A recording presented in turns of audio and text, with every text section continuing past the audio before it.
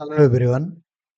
तो last class रे आमे ऑलरेडी डिस्कस करथले कर सारछे जे डेवलपमेंट ऑफ मेल गैमेटोफाइट विषय रे।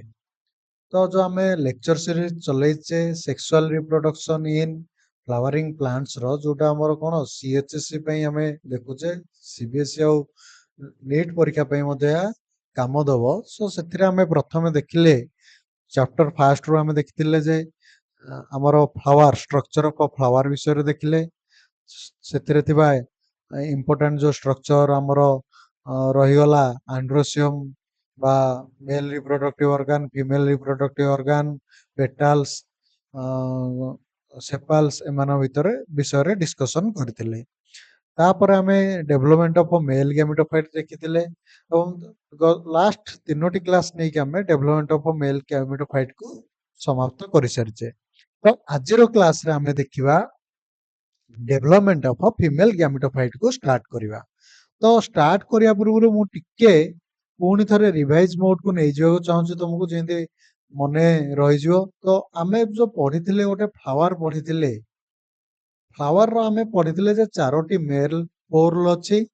चारोटी मेल मेन होल भितरु चारोटी जो मेन होल रहिला से भितरु दुईटी होची कोन हमर पढिथिले एसेंशियल होल। तो सेई दीटा कोन कोन थिला? गोटे थिला हमर कोन ना स्टामेन। स्टामेन केतुटा पार्ट थिला? दुईटा पार्ट। गोटे होची कोन आंथर, आ गोटे थिला हमर कोन फिलामेंट।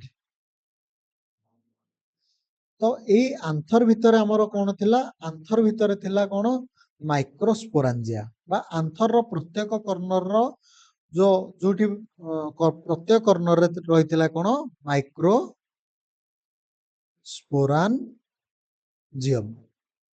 आ ए माइक्रोस्पोरांजियम बा आंथर भी कहि परिया डिवाइड हेतिले दी पार्ट रे। गोटे थिला हमर कोन आंथर वॉल, आ गोटे थिला हमर कोन ना पोलेन चैम्बर और पोलेन सैक। क्लियर समस्ते? तो एई सब भितरे पोलेन सैक भितरे आमे देखिथिले जे हमर रहिथिला कोन स्पोरोजिनस टिश्यू।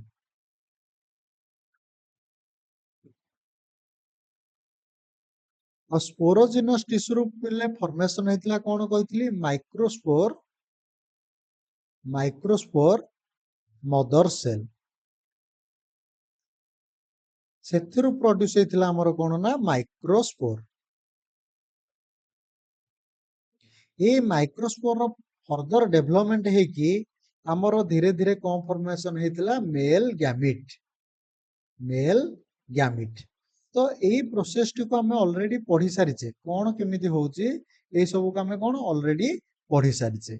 सेमिति पिले हमर जो फीमेल रिप्रोडक्टिव स्ट्रक्चर टी रहिची, हमर जो रहिला कोन फीमेल रिप्रोडक्टिव स्ट्रक्चर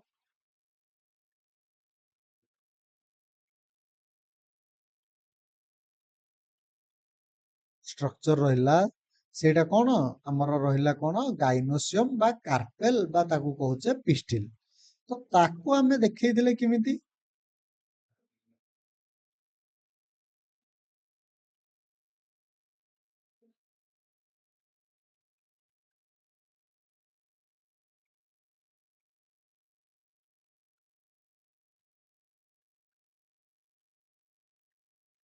तो एइटा थिला हमर कोन पिस्टिल बा कार्पेल बा गाइनोसियम, जोटार ऊपर पोर्शन टाको हमें कहिथिले कोन स्टिग्मा।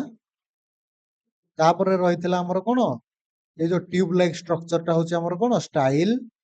ता भितर तळे रहिची पूरा लास्ट पोर्शन टाको हमें कोन कहिथिले ओभारी। कोन कहिथिले ओभारी। तो एई ओभारी भितरे पिले कोन थाए ना ओव्यूल थाए। कोन थाए ओभारी भितरे? ओव्यूल। एइटा कोन होची हमर ओव्यूल।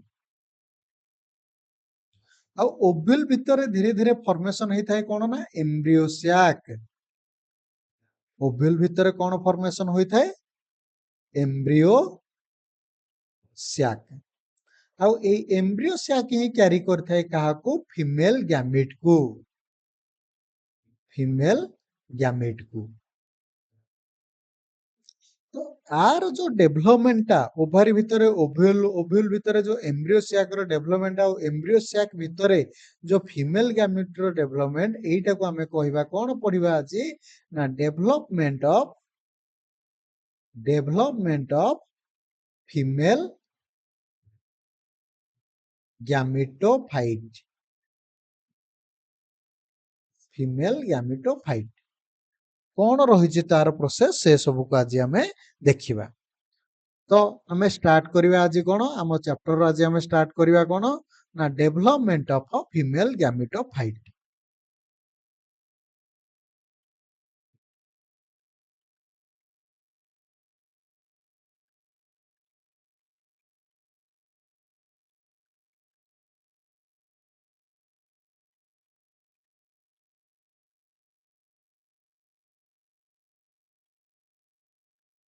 କ୍ଲିୟର?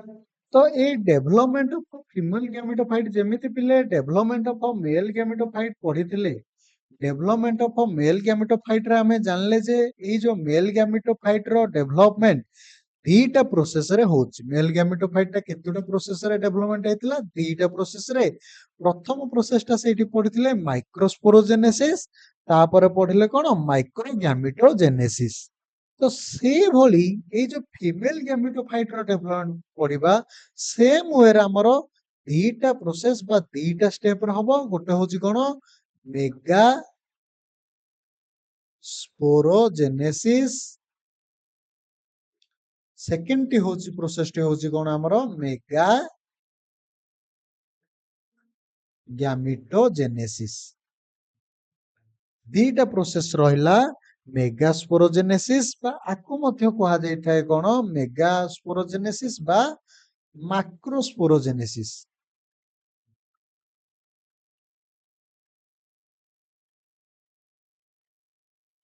ଆଉ ଏଇଟି ହଉଛି କଣ ଆମର ମାକ୍ରୋ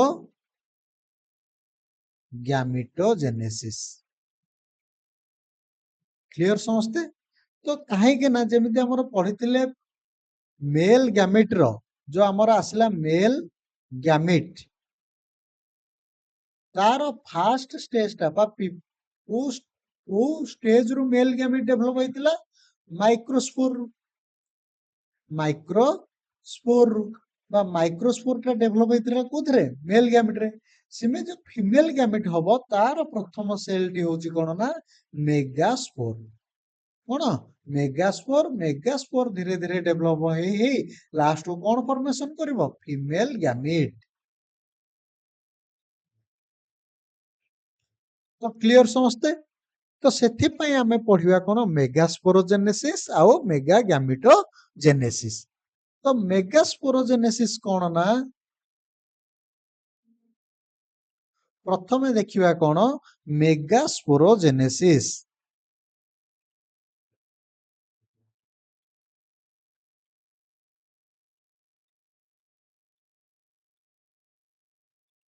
ମେଗାସ୍ପୋରୋଜେନେସିସ୍ କଣ କହୁଛି ନା ପିଲେ, it is the development of megaspore. କଣ କହୁଛି ଏଇଟା? It is the development of it is the development of megaspore. It is the development of a megaspore from କାହାଠାରୁ? megaspore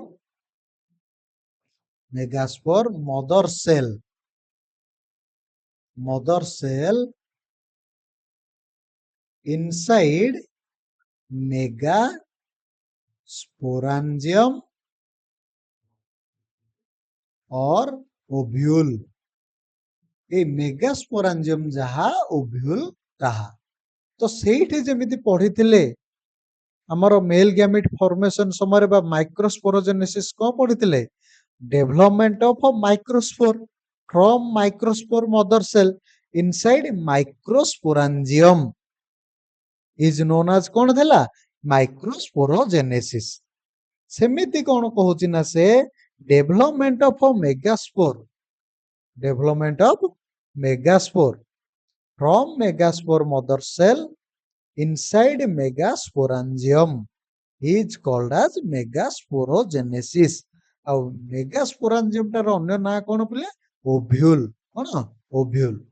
ତ ସେଠି ଯେମିତି ତାପରେ ଆମେ ଦେଖିଥିଲେ ଷ୍ଟ୍ରକ୍ଚର ଅଫ ଆନ୍ଥର ହେରିକା ବିଷୟରେ, କାରଣ ଆନ୍ଥର ଭିତରେ ହଉଥିଲା ମାଇକ୍ରୋସ୍ପୋରୋଜେନେସିସ୍ ବା ମାଇକ୍ରୋସ୍ପୋରାଞ୍ଜିୟମ ଟା କୋଉଠି ଥିଲା? ଆନ୍ଥରରେ ଥିଲା। ଆନ୍ଥରର ଇଚ୍ କର୍ଣ୍ଣରରେ ଥିଲା।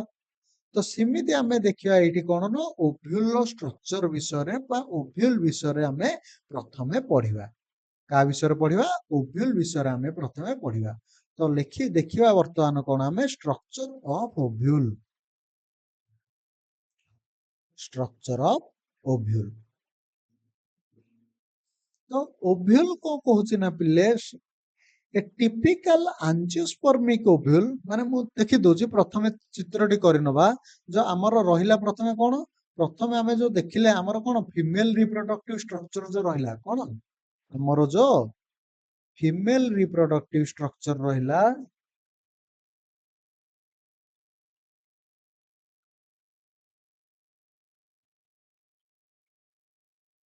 ଏଇଟା କଣ ହେଲା ଆମର ଷ୍ଟିଗ୍ମା,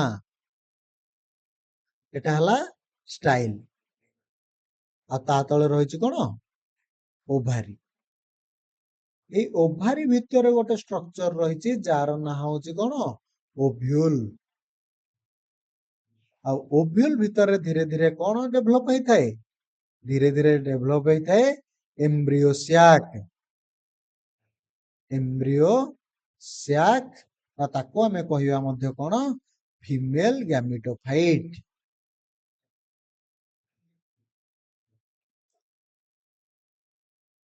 ଆଉ ଏଇ ଓଭ୍ୟୁଲ ଟାକୁ ମଧ୍ୟ କଣ କୁହାଯାଇଥାଏ? ମେଗାସ୍ପୋରାଞ୍ଜିୟମ। ତ ପିଲେ ବୁଝିପାରିଲ? କଣ କେମିତି ଏଇ ଯୋଉ ଓଭ୍ୟୁଲ ଆମେ ଷ୍ଟ୍ରକ୍ଚର ବିଷୟରେ ପଢିବା, କାହିଁକି ନା ଅଲ୍ଟିମେଟଲି ଓଭ୍ୟୁଲ ଭିତରେ ଆମର ଫର୍ମେସନ ହଉଛି କଣ ନା, ଓଭ୍ୟୁଲ ଭିତରେ ଆମର ଫର୍ମେସନ ହଉଛି ଏମ୍ବ୍ରିଓ ସ୍ୟାକ, ଆଉ ଏମ୍ବ୍ରିଓ ସ୍ୟାକ ଭିତରେ ଆମର ଡେଭଲପ ହେଇଥାଏ ଫିମେଲ ଗ୍ୟାମିଟ। ତ ସେଥିପାଇଁ ଆମେ ପ୍ରଥମେ ଦେଖିବା କଣ ଷ୍ଟ୍ରକ୍ଚର ଅଫ ଓଭ୍ୟୁଲ। କଣ ଦେଖିବା? ଷ୍ଟ୍ରକ୍ଚର ଅଫ ଓଭ୍ୟୁଲ, ଯୋଉଟା ଆମେ ଏଇଠି ଲେଖିଛେ। ତ ଓଭ୍ୟୁଲ ଟା ଦେଖିବାକୁ ପିଲେ କଣ ନା,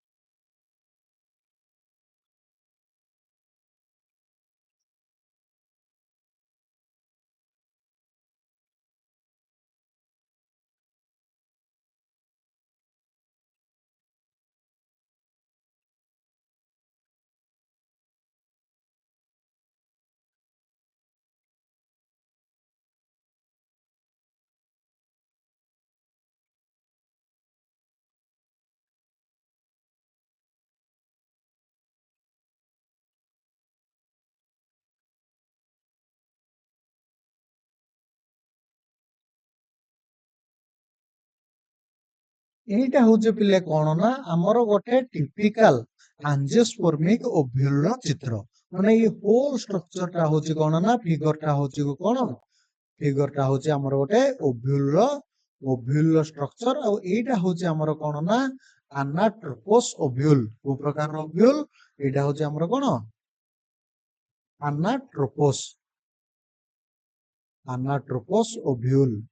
ତାହେଲେ କୋଉ ଓଭ୍ୟୁଲ ବା ଓଭ୍ୟୁଲ କେତେ ପ୍ରକାରର ଆମେ ଆଗକୁ ପଢିବା। ତ ଏଇ ଯୋଉ ଆନାଟ୍ରୋପୋସ ଓଭ୍ୟୁଲ ଟା ରହିଲା ପିଲେ, ଏଇଟା ମୁଁ ତମକୁ କହିଦଉଛି, ଏଇଟା ହଉଛି କଣ ନା ମୋଷ୍ଟ କମନ, କଣ ମୋଷ୍ଟ କମନ ଓଭ୍ୟୁଲ। ଆଉ କଣ ନା 80% ଆଞ୍ଜିଓସ୍ପର୍ମରେ ଏଇ ପ୍ରକାରର ଓଭ୍ୟୁଲ ଦେଖାଯାଇଥାଏ। ତ ସେ କଣ କହୁଛି ନା ପିଲେ, ଆମର ଯୋଉ ଓଭ୍ୟୁଲ ଟି ରହିଲା, ଓଭ୍ୟୁଲ ଟା ହଉଛି କଣ ନା ପିଲେ, ଏଇ ଯୋଉ ଚିତ୍ରଟି ଦେଖଉଛି, ଏଇ ଆଉଟର ଲେୟାର ଟାକୁ କୁହାଯାଏ କଣ ନା ଆଉଟର ଇଣ୍ଟେଗୁମେଣ୍ଟ। ତା ତଳ ଲେୟାର ଟାକୁ କୁହାଯାଏ ପିଲେ କଣ ଇନର इंटेगुमेंट ता तले जो लेयरटा अछि सेटा होची हमर पिले कोन न्यूसेलस ता तले अछि हमर कोन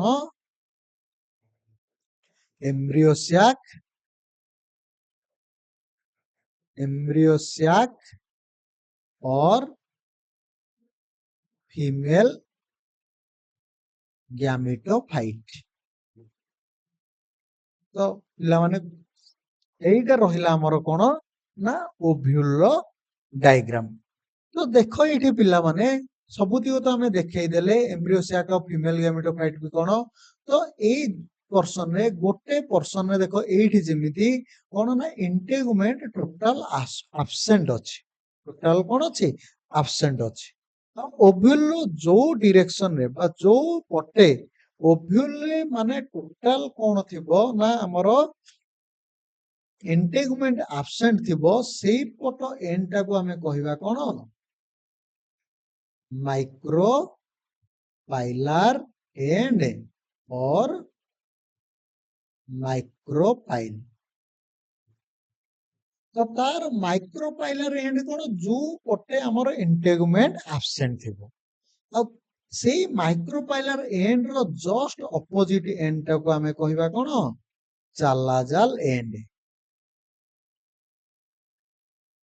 चालाजाल एंड गोटे पटे रहिला कोन माइक्रोपाइलर एंड जो पटे रहउची हमर कोन इंटेगुमेंट टोटल एब्सेंट अछि अब माइक्रोपाइलर एंड रो जस्ट ऑपोजिट एंड टा को कोन कहा जाय था ना चालाजाल एंड कहा जाय कोन कहा जाय चालाजाल एंड कहा जाय एठी देखो पिले गोटे कोन ना आउट ग्रोथ टाइप रो स्ट्रक्चर बाहरची जहार ना होची हमें कोन रखिचे फनिकिल कोन फनिकिल अब फनिकिल कोन करथाय ना पिले तार काम होची ovule and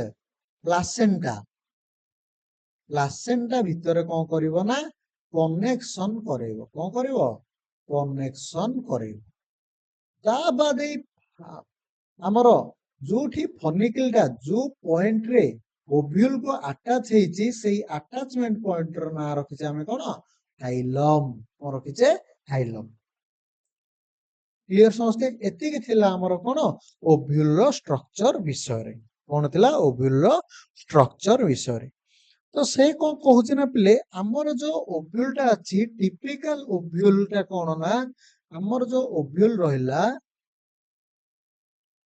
A typical ovule होची कोन ना bitegmic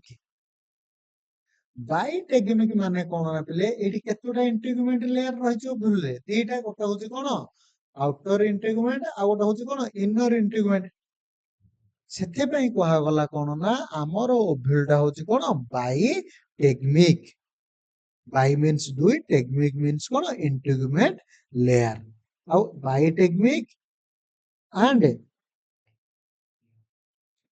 and it is mainly divided into two parts a stalk and a body गोटे हला कोन स्टॉक जोटा एटा हम देखे जे स्टॉक लाइक स्ट्रक्चर आ गोटे होची कोन बॉडी आ गोटे हला कोन हमरो बॉडी देन से कोन कहू ना the stalk of ovule in one and stalk of ovule ए जो हमरो रहिला स्टॉक ऑफ ओव्यूल रा कोन होची ना गोटे एंड रे अटैच हेची का सहित प्लासेंटा सहित आउ गोटे एंड रे अटैच हेची का सहित ना हमरो बॉडी ऑफ ओव्यूल सहित तो ए जो स्ट्रक्चर टा नाम कोन रखले फनिकिल अब फनिकिल टा जो जगह रे हमरो ओव्यूल रो बॉडी को टच करची सेई जगह रो ना रखले कोन हाइलम सेई जगह रो ना कोन रखले हाइलम तापर से कोन कहूचे ना पिले इंटेगुमेंट विषय रे कहि देली दी प्रकार इंटेगुमेंट रहिला outer integument and inner integument तापर हमरो कोन कहि देली फनिकिल विषय रे कहि देली हाइलम विषय रे कहि देली तापर कहूची कोन ना इन one and of the ovule we can notice there is passage of the integument ମୁଁ ଏଠି କହି ସାରିଛି already ଗୋଟେ end ରେ କଣ ହଉଛି ନା passage of integument ରହିଛି ଆଉ ସେ end ଟାକୁ ଆମେ କଣ କହିଛେ micropylar end and just to that micropylar end is known as chalazal end ତ ଏତିକି ଥିଲା ତମର ଓଭ୍ୟୁଲ ବିଷୟରେ। ଓଭ୍ୟୁଲରେ କେତୋଟା ଇଣ୍ଟିଗୁମେଣ୍ଟ ଲେୟାର ଦେଖାଯାଏ? ମୋଷ୍ଟଲି ଦିଟା, କଣ? Outer integument, inner integument. ଆଉ ଗୋଟେ ଷ୍ଟକ୍ ଲାଇଫ ଷ୍ଟ୍ରକ୍ଚର ବାହାରିଛି, ତାର ନାଁ କଣ? ଫନିକିଲ। ଫନିକିଲ ର କାମ କଣ? ନା ଫନିକିଲ କଣ କରୁଛି ନା ପିଲେ ଆମର ପ୍ଲାସେଣ୍ଟା ସହିତ ଓଭ୍ୟୁଲ କୁ କଣ କରୁଛି? କନେକ୍ସନ ଦଉଛି। କଣ ଦଉଛି? କନେକ୍ସନ ଦଉଛି। ଆଉ ଏ ପ୍ରକାର ଯୋଉ ଓଭ୍ୟୁଲ ଅଛି ତାକୁ କୁହାଯାଏ କଣ? ଆନାଟ୍ରୋପୋସ ଓଭ୍ୟୁଲ। ଆଉ ମୋଷ୍ଟ ଅଫ ଦି ଆଞ୍ଜିଓସ୍ପର୍ମରେ ଏଇ ପ୍ରକାର ଓଭ୍ୟୁଲ ଦେଖାଯାଇଥାଏ। ତ ଆଜି ଆମେ କ୍ଲାସଟିକୁ ଏଇଠି ରଖିବା। ନେକ୍ସଟ କ୍ଲାସରେ ଆମେ କଣ ଦେଖିବା? ନେକ୍ସଟ କ୍ଲାସରେ ଆମେ ଦେଖିବା ଟାଇପ୍ସ ଅଫ ଓଭ୍ୟୁଲ ଦେଖିବା। ତ ସହିତ ଆମେ ଦେଖିବା କଣ ନା କେମିତି କଣ ମେଗାସ୍ପୋରଟା ପ୍ରଡକ୍ସନ ହଉଛି।